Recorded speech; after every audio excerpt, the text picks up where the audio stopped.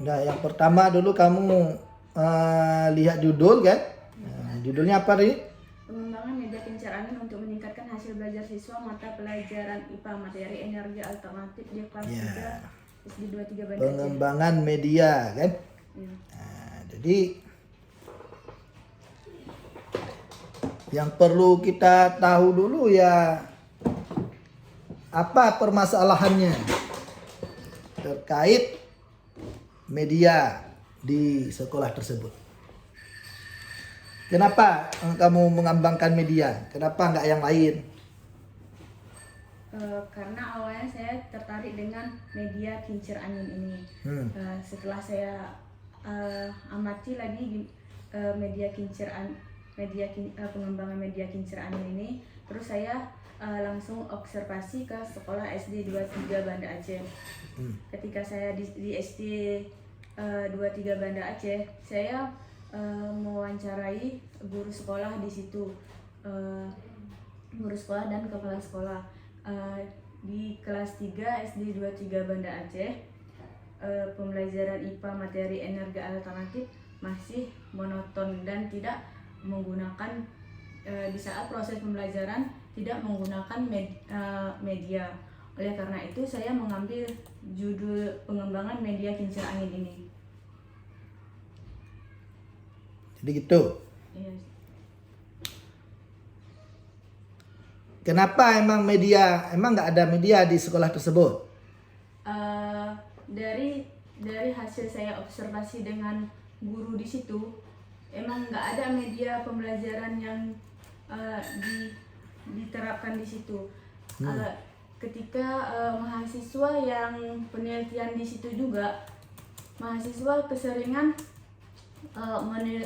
penelitian itu di kelas tinggi, jarang yang di kelas rendah. Jadi saya mengambil pembelajaran energi alternatif di kelas 3 dengan menggunakan media kincir angin.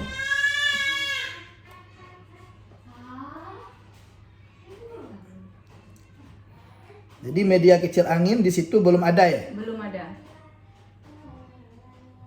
Ya kamu kembangkan. Iya. Di selama ini ngajar materi itu di sekolah itu? Ngajar materi di sekolah itu selama ini cuma menggunakan buku, siswa hanya mendengarkan dan mencatat apa yang ditulis oleh guru di depan tulis. Ya kamu tertarik. Iya, sehingga saya tertarik mengembangkan media kincir angin ini.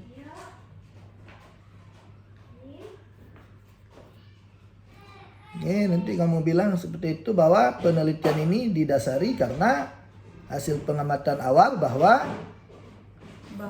penggunaan media pembelajaran di sekolah tersebut terutama pada materi-materi yang kita teliti itu masih minim. Ya? Sehingga saya merasa penting ya lakukan pengembangan.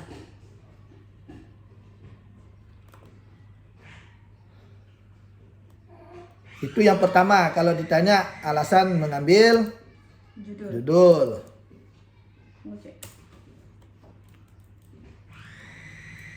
Itu berkaitan dengan medianya karena kamu pengembangan media kan? Iya. Nah, kemudian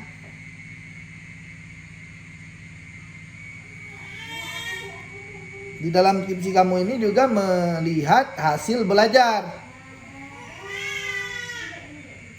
Nah, itu bagaimana? Kenapa dengan hasil belajar di tempat kamu penelitian selama ini?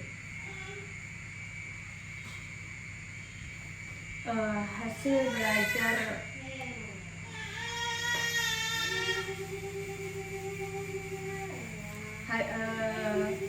hasil belajarnya masih kurang variatif. Gimana maksudnya?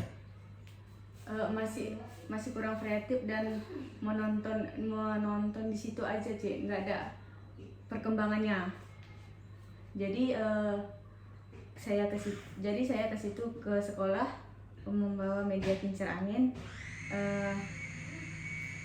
dan Harus jelas dulu. Kenapa kamu lihat hasil belajar? Ada apa dengan hasil belajar?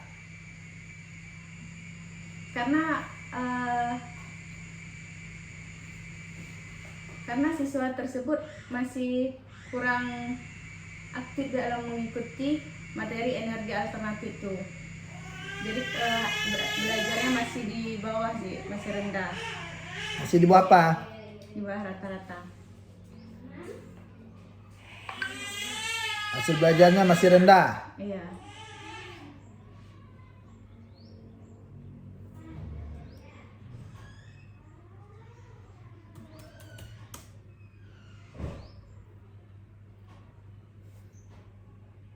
Jadi harus jelas nanti. Apa kamu ngangkat itu melihat hasil belajarnya. Ya, hasil pengamatan saya melihat bahwa sebahagian siswa, ya jangan kamu bilang semua, sebagian siswa masih rendah. Hasil belajarnya belum mencapai KKM yang sudah diterapkan oleh guru. Nah, oleh karena itu saya melihat ini atau mengajukan dugaan bahwa ini disebabkan oleh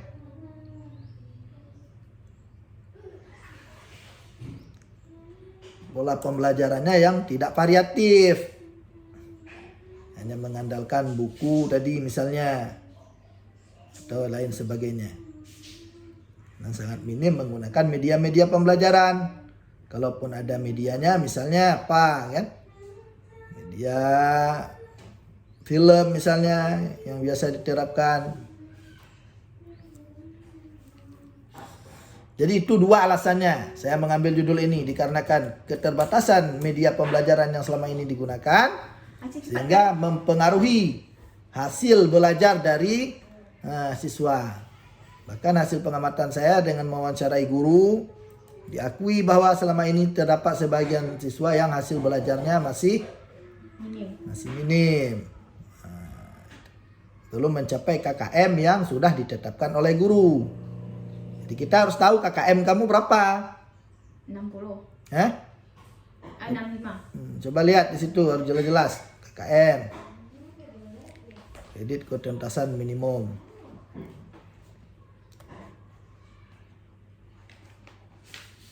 Itu di latar belakang. Jadi latar belakang itu sebagaimana yang sudah kita sampaikan di video sebelumnya kan, bahwa permasalahan itu sesuatu yang bertolak belakang ya antara harapan dan kenyataan. Jadi harapan kita hasil belajar harus maksimal ya, ternyata fakta di lapangan hasilnya masih memperlihatkan seperti itu. Kita carilah sebab-sebabnya kenapa hasil belajar itu ini. Karena hasil belajar itu banyak dipengaruhi oleh banyak faktor dia. Ada faktor yang dari siswa sendiri. Ya kan? Kalau kita baca buku Slameto misalnya, dia mengatakan ada faktor internal, ada faktor eksternal yang mempengaruhi hasil belajar itu. Yang internal yang bersumber dari siswa. Nah, bisa jadi nanti fisik siswa, ya, psikis siswa, psikis siswa. Sedangkan faktor eksternal itu yang bersumber dari luar, termasuk salah satunya terkait pelaksanaan pembelajaran itu sendiri, media yang digunakan, kan? Kemudian model yang digunakan mungkin, kan? Dan lain sebagainya.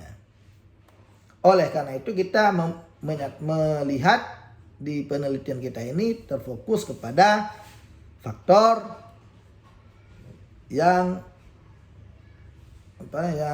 berhubungan dengan media. Oke, itu udah latar belakang. Judul aja. Ya? Judul. Ya, itu latar belakang mengambil judul. Kenapa kamu pilih judul itu? Dengan melihat aspek media dan aspek hasil belajar. Makanya di rumusan masalahnya kita ingin mengembangkan sebagai solusi dari permasalahan hasil belajar yang tadi itu, maka saya mengajukan pengembangan sebuah media, yaitu media kincir angin. Nanti kamu harus tahu media kincir angin itu kelebihannya apa. Kenapa kamu pilih media kincir angin terhadap materi itu? Apa kecocokannya? Maksudnya gimana? Saya jelaskan. Kenapa kamu milih kincir angin dengan materi itu? Apa hubungannya memang? Yang ingin kamu praktekkan dari situ, ingin memberikan pengetahuan apa kepada anak-anak? Media kincir angin ini materinya materi apa? energi alternatif. Nah, di mana unsur energi alternatifnya di kincir angin tuh? Contohnya apa? Media ini contohnya apa? Contoh energi itu kamu mau lihat, kasih contohnya yang bagaimana? Cak, jelaskan.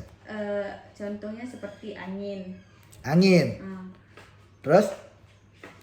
Angin. Energi alternatif itu apa? Energi alternatif. Maksudnya gimana? Hah?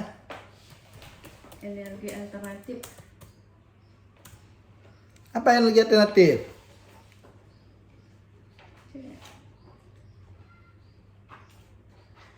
Hah? Loh. Energi alternatif apa? Energi alternatif itu energi yang dapat bersumber dari alam. Dari apa alam ataupun buatan yang ya dia tidak membutuhkan bahan bakar atau apa. Energi alternatif. Sekarang kamu kembangkan kincir angin itu, di mana energi alternatifnya? Apa yang dihasilkan dari kincir angin itu? Angin. Ya. Ya, yang dihasilkan dari kincir angin itu adalah kayak biasanya orang kalau di sawah itu kan Cik kan apa namanya itu untuk aliran sungai, aliran air ke sawah-sawah. Itu salah satu contoh ke media kincir angin. Terus yang lainnya kincir angin ini juga bisa memperoleh listrik dari angin. Enggak, bukannya kamu harus apa? Tahu ya fungsinya.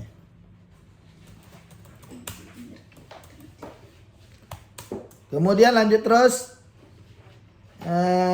Teori kayaknya nggak perlu ya. Nanti kamu harus di bab 2 itu kamu nggak perlu terlalu belajar ya. Tapi yang penting kamu ketahui bahwa kincir angin itu apa kan. Kemudian media kelebihannya apa untuk di bab 2. Jadi nggak perlu lagi kamu. Yang ada di bab 2 itu terkait penelitian yang relevan. Coba lihat. Penelitian terdahulu yang relevan di akhir bab 2. Kalau ada, dia berdasarkan ini juga. Kan panduan.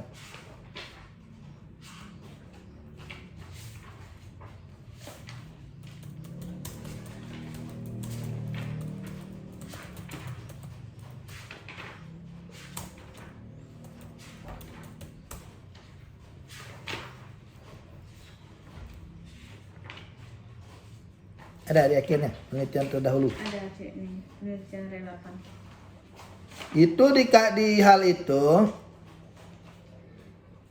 nah kan? Yang kamu harus ketahui tentang penelitian relevan itu biasa ditanya yang membedakan penelitian kamu dengan penelitian orang lain. Misalnya contohnya penelitian siapa? Nomor 1. Penelitian Arif Budi Rahmawan. Apa judulnya tentang apa? Pengembangan media kincir angin pada mata pelajaran prakarya dan kewirausahaan di SMK. Itu. Yang kedua? Yang kedua penelitian siapa? Penelitian Endang Okta. Endang judulnya apa? Pengembangan metode demonstrasi pada media kincir angin sederhana untuk meningkatkan hasil belajar siswa. Misalnya yang Endang itu yang membedakan dengan penelitian kamu apa tuh? Persamaannya apa? Perbedaannya apa? Dari judulnya kan udah beda. Gimana kamu mencerna? Apa yang membedakan penelitian kamu dengan penelitian dia? Dia penggunaan metode demonstrasi pada materi kincir angin sederhana untuk meningkatkan hasil belajar siswa. Saya pengembangan media kincir angin untuk meningkatkan hasil belajar siswa. Iyalah, bedanya apa? Bedanya saya menggunakan pengembangan, dia menggunakan penggunaan metode. Ya. Kalau dia fokus kajiannya menggunakan metode pembelajaran, ya. Ya, Cik. Kemudian dia hanya menggunakan, kalaupun menggunakan media kincir angin itu medianya memang sudah ada, kan? Ya. Ataupun materinya. Sementara penelitian kita ini kita mengembangkan barang yang belum ada di sekolah itu. Ya. Jadi penelitian perbedaan persamaan itu jangan salah kita ngomong, saya penelitian di sekolah ini, dia penelitian di sekolah sana, bukan lokasinya. Ya, bukan lokasinya dilihat. Yang membedakan itu adalah objek ininya gitu. Dia lihat apa? Ada lihat hasil belajar nggak? Ada, Cik, dia juga ada. Nah, persamaannya di situ berarti. Cuman kan dia bukan mata pelajaran. Mata pelajarannya kan juga berbeda dia. Beda. Ya kan? Hasil belajar cuman meningkatkan hasil belajar aja, meningkatkan hasil belajar IPA. Kalau kita kan apa? Meningkatkan hasil belajar IPA, materi, energi. Khusus ke situ. Jadi kayak gitu cara melihat perbedaan persamaannya. Nah, kemudian yang bab 3 sekarang, ya. Nah, ini sangat penting sekali. Bab 3 itu berhubungan dengan metode penelitian.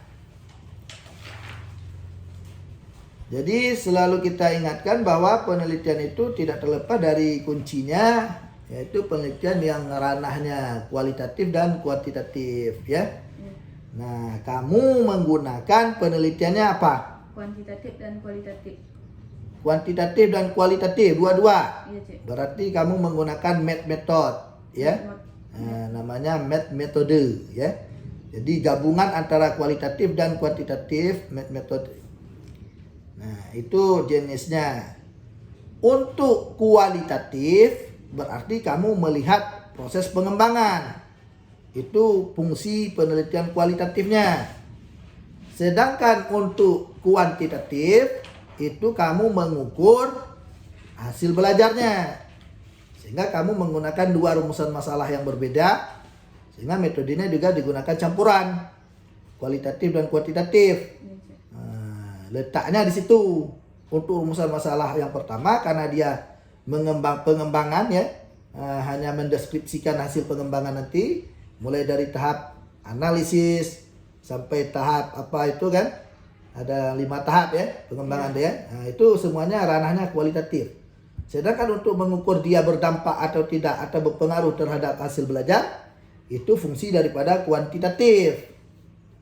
Wah, itu. Dah. Jadi pendekatan yang saya gunakan metode 2 karena melihat rumusan masalah 2 yang berbeda, ya. Kemudian untuk jenis penelitiannya menggunakan apa? Mix. Hah? Mix. Jenis penelitiannya penelitian pengembangan, kan? Jenis penelitiannya. Ya, pengembangan, Cik. Apa nama ininya, nama metodenya? Saya lihat situ. Nama metodenya apa? Metode pengembangan kan ada tuh, yang 5 langkah tuh. Istilah bahasa Inggris tadi apa? Read in the format. Itu jenisnya. Jenisnya, Cik. Yang dikemukakan oleh siapa itu? Yang dikemukakan oleh Jadi kamu mengembangkan teori pengembangan ini harus jelas. Oh, ini berarti jenisnya read in the format, Cik. Pendapat siapa gitu. Karena dia kan beda-beda, kan? Ya. Ada yang berapa kemarin? Ada yang 3, ada yang berapa, kan? Ada yang 10, Cik. Jenis penelitian. Oke, lanjut terus. Itu metode, pendekatan, dan jenis penelitian. Pendekatan metode 2 gabungan. Sedangkan jenis penelitiannya bersifat apa tadi? R&D. Iya.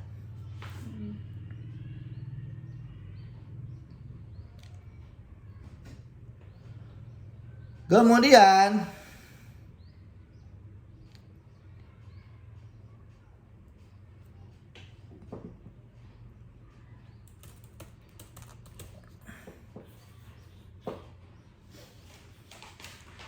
Kamu harus tahu yang selanjutnya.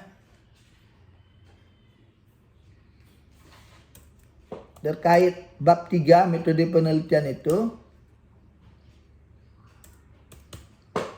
Tentang, kamu istilah pakainya populasi sampel. Ada populasi sampel atau subjek penelitian. Ya lihat di bab 3. Setelah pengembangan tadi.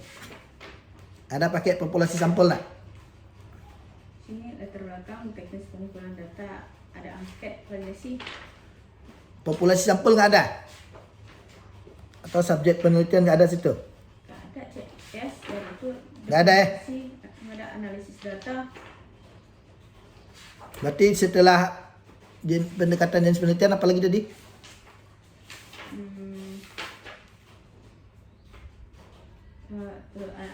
Latar belakang baru itu teknis pengumpulan data, desain penelitian. Terus? Habis desain penelitian,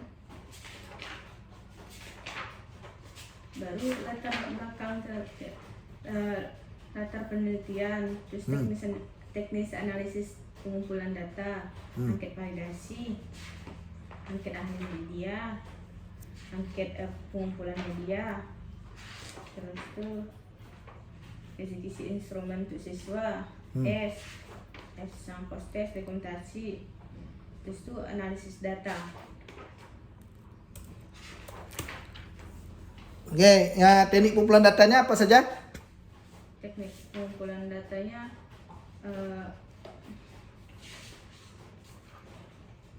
dokumentasi. Terus?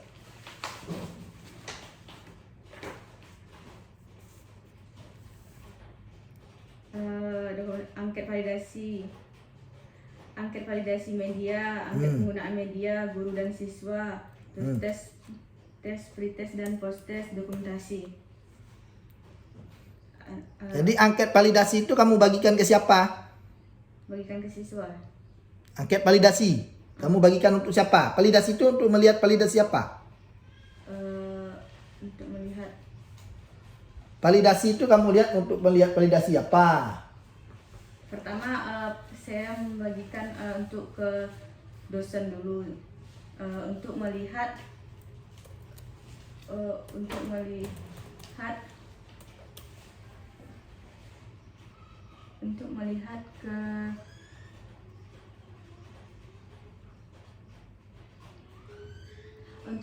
apakah media kincir angin ini udah bagus untuk bawa ke sekolah. Jadi ada uji validasinya ke dosen ya? Ya. Dosen ahli media. Ya. Berapa orang dosen? 2. 2 orang dosen. Iya, Cak, 2 orang dosen ahli media. Terus itu ada angket untuk guru juga. Angket untuk guru. Guru. Terus? Dan siswa. Berarti untuk validasinya 3. Iya. Dosen, guru dan siswa. Kemudian Dokumentasi. setelah itu kamu gunakan apa lagi selain angket itu? Soal post test dan pretest. Soal pretest dan post test. Jadi itu untuk melihat apa? Untuk melihat dampaknya ya. Iya. Nah, apakah media ini berdampak terhadap hasil belajar kan? Ya. Pretest kapan kamu lakukan? Pretest sebelum memasuki pembelajaran. Kalau post test setelah ya. Setelah masuk. Soalnya sama. Soalnya sama. Sama, jumlahnya sama. Soalnya bentuknya multiple choice atau essay? Choice. Berapa soal? 20 soal. Hah? 20 soal. Berapa satu soal kamu kasih nilai? 5. 5. Ya.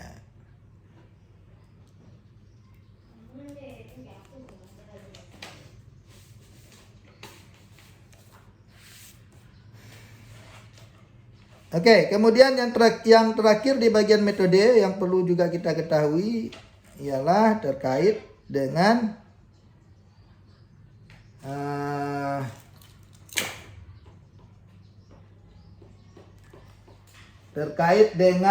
ini, dengan teknik analisis data ya.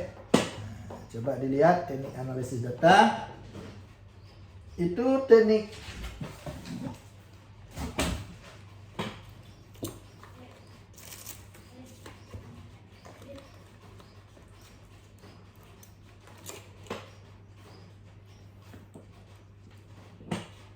analisis data.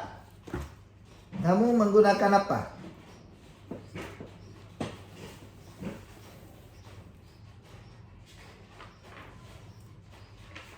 Yang teknik analisis data menggunakan rumus distribusi frekuensi. Analisis data menggunakan rumus. Distribusi frekuensi. Nah, coba kamu baca teknik analisis data menggunakan rumus distribusi frekuensi atau statistik sederhana. Coba kamu baca rumusnya. Gimana cara baca rumusnya?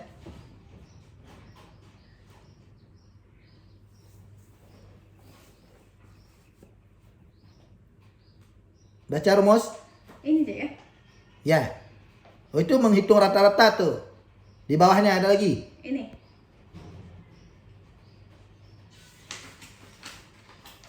Lain nggak ada ya? Nggak ada. Ya udah baca terus rumus tadi. Betul. Apa tuh bacanya?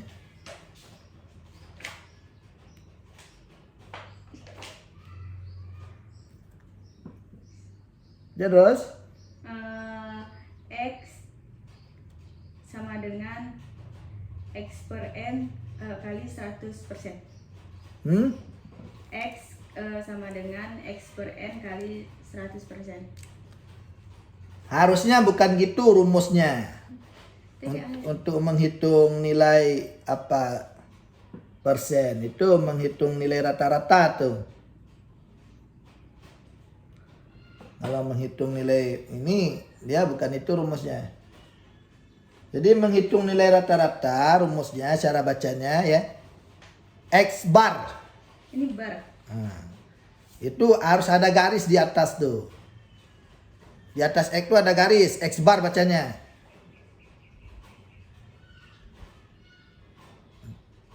X bar sama dengan sigma X Oh ya, sigma X. per N. Sigma itu bukan di situ letaknya harusnya. Gabung dia sama X itu. Sigma X per N. Nah, itu kalau menghitung rata-rata. Kalau menghitung persentase bukan gitu rumusnya. Nah, harusnya X itu menjadi P. P sama dengan F. F, X itu ganti F bagi N kali 100. Tapi kita belum lihat ini mungkin ada rujukan lain ya. Nah, jadi kalau rumus ini berarti bacanya langsung terus. Pada di X sama dengan sigma X per N kali 100. Ya kan? Iya. Nah, kalau mau pakai rumus itu. Yang biasa dipakai rumusnya yang tapi kan tidak pernah dipermasalahkan. Ya udah pakai terus itu. Oke? Nggak ada permasalahan tuh, Cek. Hah? Nggak ada permasalahan tuh. Enggak masalah lagi. Penting kamu tahu X itu persentase harusnya ya. X di atas itu artinya F frekuensi, N itu jumlah sampel. N ini jumlah sampel. Enggak kamu ganti nanti. Coba tonton video C yang ini. Yang Cek bilang tuh.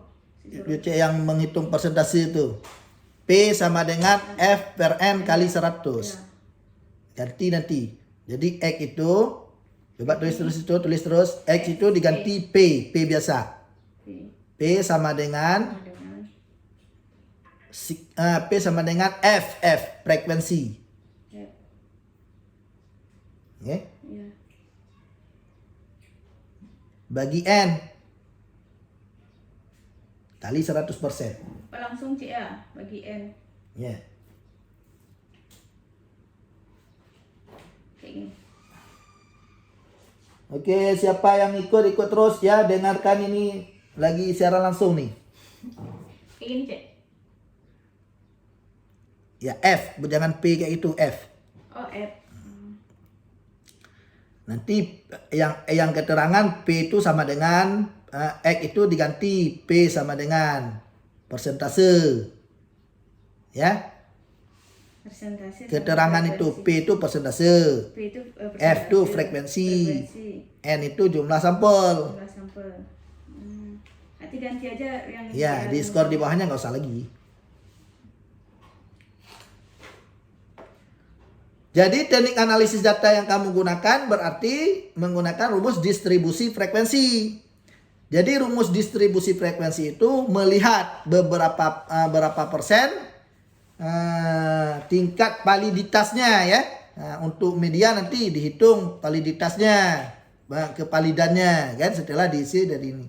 Semua rumus itu menghitung hasil lembar kuesioner atau lembar validasi. Dan juga nanti hasil belajar nanti berapa orang yang tuntas, berapa orang yang tidak tuntas kan.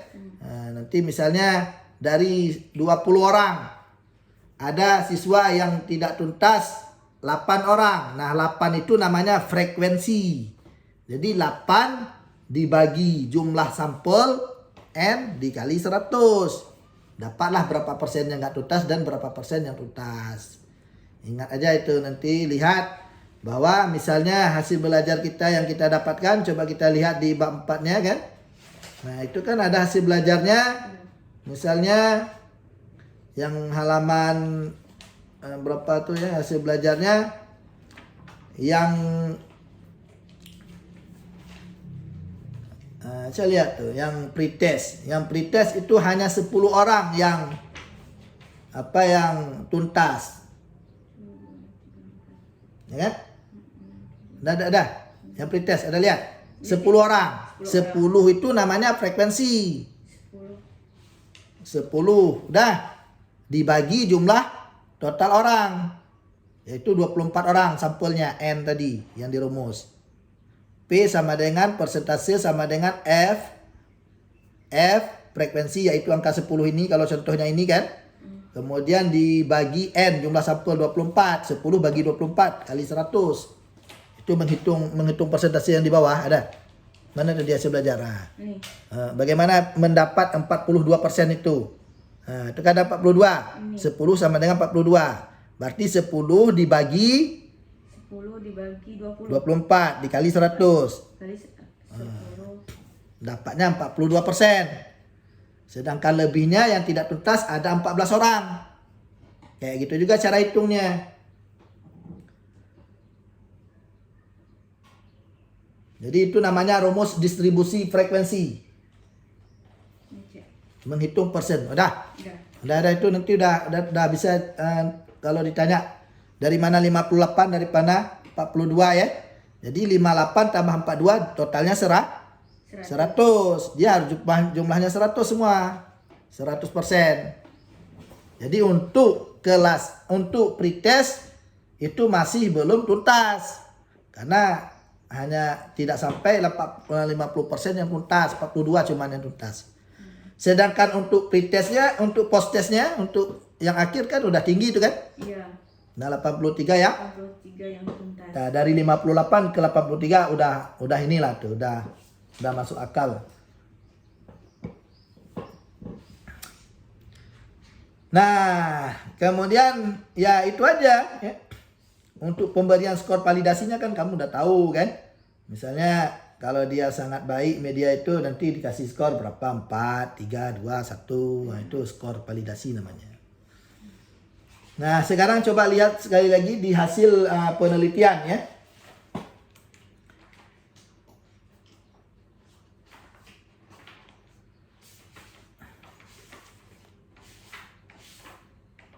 Jadi hasil penelitian itu yang pertama kita memaparkan tentang gambaran umum sekolah ya. Nah, itu gambaran umum sekolah itu kalau ditanya di mana kamu ambil, bilang aja langsung dari tata usaha atau TU sekolah tersebut.